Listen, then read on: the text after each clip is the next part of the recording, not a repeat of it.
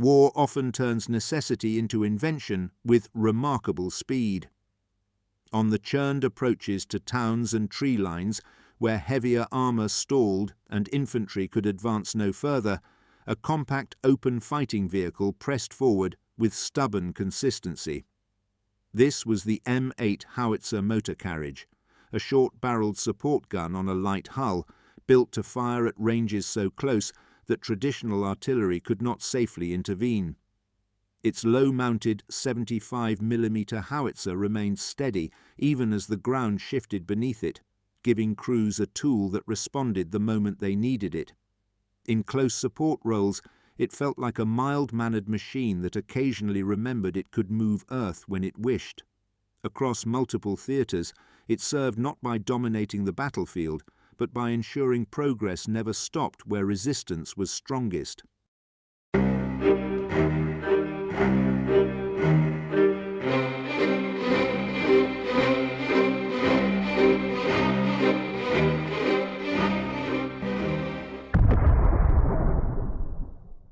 The early war years revealed a cold truth about mobile firepower. Armies needed something that could move with infantry, yet strike harder than a rifle company could ever hope to match. In North Africa, Europe, and the Pacific, close support gaps appeared wherever traditional artillery was too slow to deploy or too cumbersome to reposition in broken streets and winter-thick terrain. Engineers studying these setbacks viewed the battlefield as a system losing heat at its weakest points, unable to maintain the momentum that modern operations demanded. American planners identified three failures that kept reappearing. First, light tanks carried small guns that struggled to break fortified positions quickly. Second, towed guns lacked the mobility to keep up with advancing infantry in shifting conditions. Third, the psychological load on assault troops intensified when they confronted bunkers at ranges where heavier guns feared overshoot or friendly fire risk. Troops needed a weapon that could fire safely, immediately, and close enough to matter. The concept of a compact turretless howitzer carrier emerged not from ambition, but from the decay of existing doctrine. It was as if the battlefield asked for a furnace, and the engineers replied with a portable stove that happened to breathe fire where nothing else could. The M8, still in concept form, promised a way to close the gap that had slowed too many advances. The idea behind the M8 took shape in an atmosphere where mobility mattered more than mass. Doctrine at the time demanded a vehicle that could stay close to frontline troops, firing at ranges too short for conventional artillery, yet too dangerous for unsupported infantry. Armoured divisions already had fast vehicles, but they lacked a support weapon that could match that pace without the bulk of heavier platforms.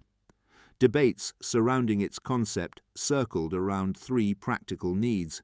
First, a gun that delivered abrupt, controlled fire suitable for street fighting and dense woodland. Second, a hull light enough to accompany reconnaissance units across soft ground and narrow tracks.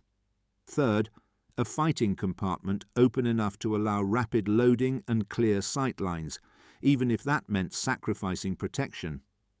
What emerged was a compact mount for a 75mm howitzer intended to operate almost shoulder to shoulder with advancing units. Its short tube made it quicker to bring onto target, giving crews confidence in chaotic conditions where visibility changed by the second. And within that vision sat a paradox. It looked modest, but it behaved with the determined certainty of a machine that refused to acknowledge its own size. The M8's purpose was never grandeur.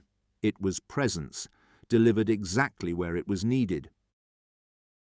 The M8's construction reflected wartime urgency, where factories operated at a pace that never cooled.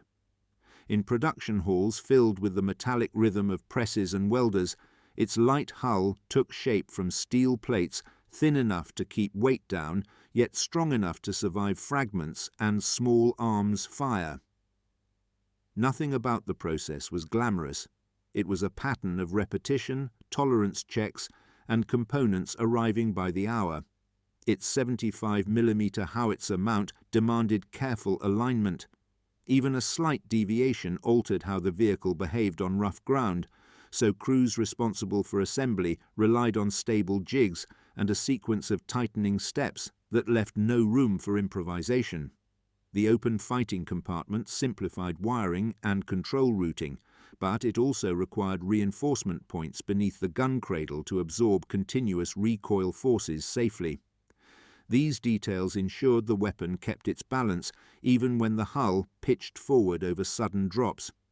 Mechanics who later worked on the vehicle noted how accessible everything was, from the breech block to the traverse controls.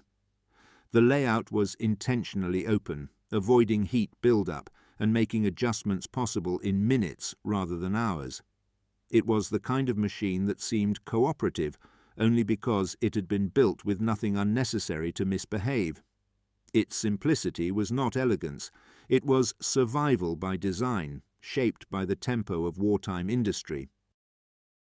Testing the M8 took place on ranges where every sound seemed to echo the urgency of frontline demands. In these controlled fields, the vehicle moved across uneven ground to prove that its light hull could keep the howitzer stable while firing at short distances. The trials focused on whether its suspension could handle repeated shock without drifting off target, especially when the terrain shifted from firm soil to soft, heat-soaked mud. Firing exercises revealed how quickly the short 75mm gun could acquire and release a shot. The limited traverse meant crews had to pivot the entire vehicle to correct their aim, a technique that required concentration but offered remarkable speed once mastered.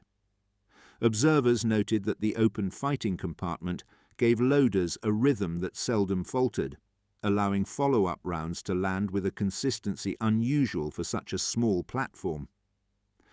These demonstrations confirmed that the M8 could respond within seconds, even when surrounding noise-masked commands and visual cues vanished in dust.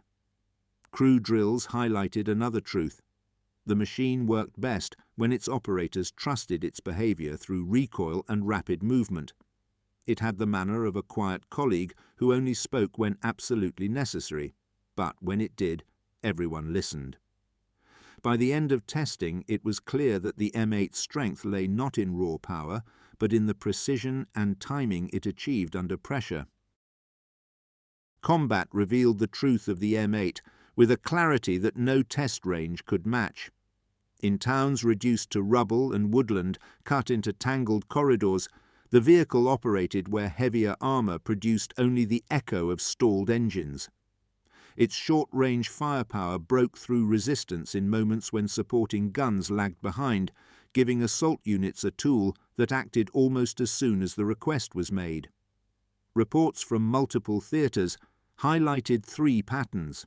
First, the M8 excelled when engaging fortified nests at point-blank distance, landing rounds that disrupted positions too entrenched for rifles or grenades.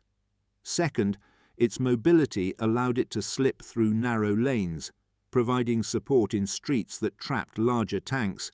Third, the open compartment exposed crews to danger, and many units pushed for shields, deflectors, or revised stowage to reduce risk during sustained fire.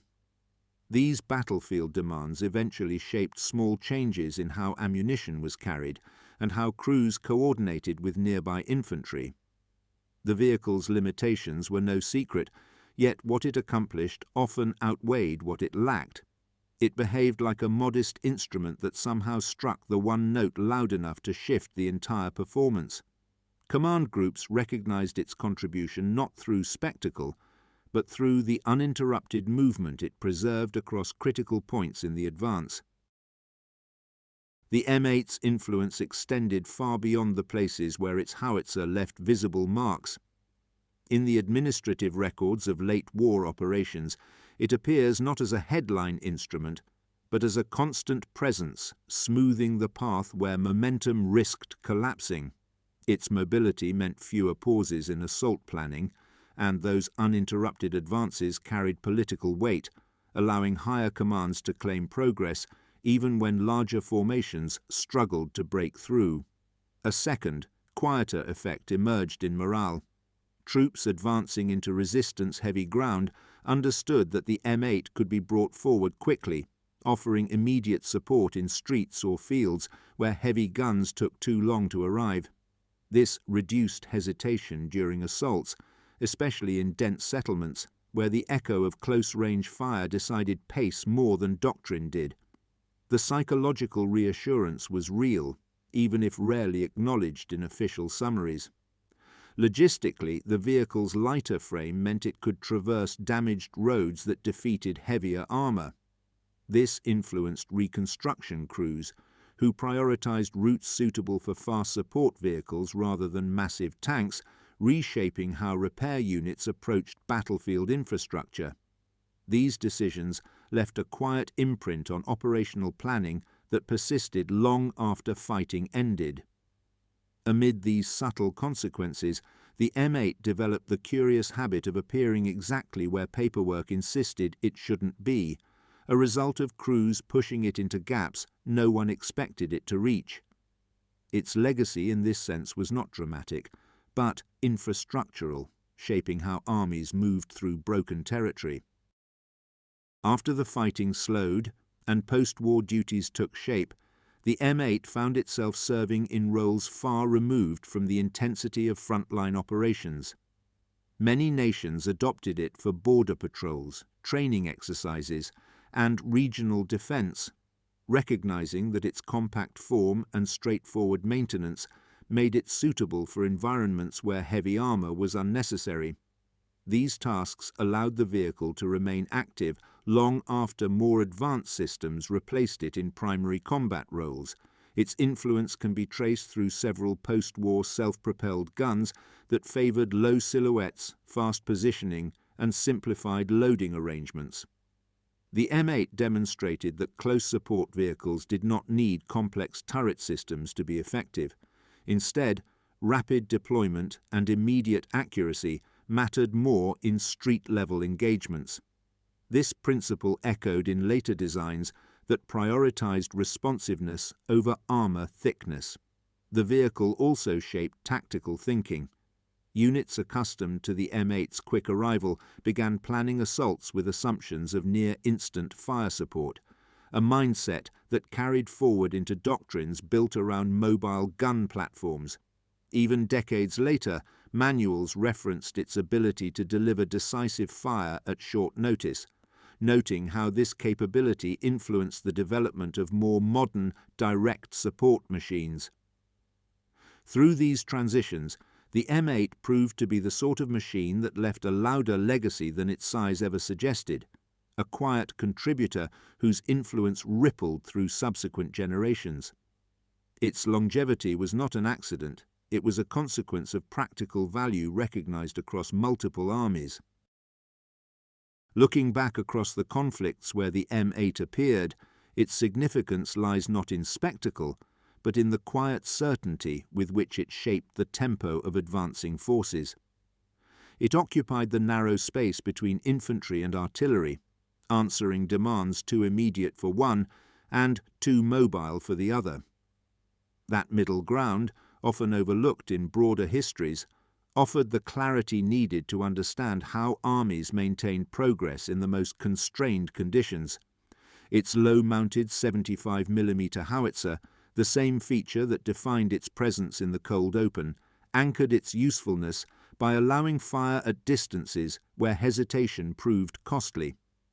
This was not a weapon built to dominate wide horizons, but one designed to settle close confrontations with decisive clarity.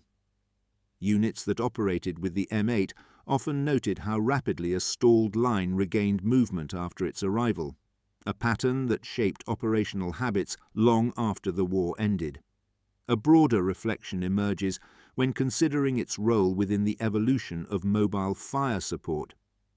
Successors adopted the same principle of delivering controlled, accurate fire from compact platforms, a design logic that continued to influence later decades. And within this lineage rests the M8's final distinction, a modest-looking vehicle that delivered the battlefield equivalent of a perfectly timed shout in a silent room. In the story of wartime machines, its impact remains firmly defined by the momentum it preserved.